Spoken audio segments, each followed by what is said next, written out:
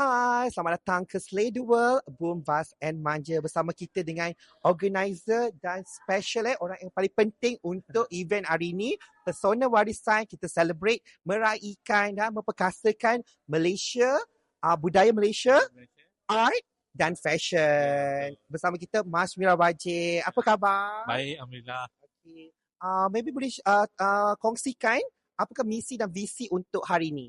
Misi kita adalah untuk mengembangkan lagi kesenian dari segi pelbagai budaya di Malaysia, mengubah dia kepada sesuatu perniagaan yang lebih unggul. Saya ambil daripada dari segi cutting dia adalah cutting very royal.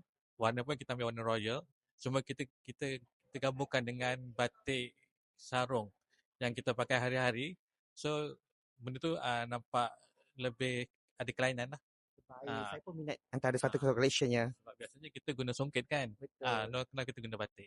Memang cantik. Jadi apa pandangan Tuan sendiri tentang batik dan songket dan Borneo pattern dalam masa 10 hingga 20 tahun akan datang?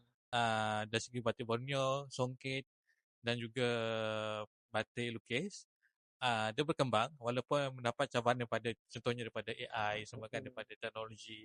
Tapi dari segi kesenian, dari segi keeksklusifan dia tu still wujud. So walaupun ada AI ke apa, dia punya original tu orang secari. Betul. Baik. Kami ucapkan semoga maju jaya dan teruskan dalam usaha mempertabatkan budaya Malaysia, fashion hingga ke mata dunia. Terima kasih. Okey, jumpa lagi.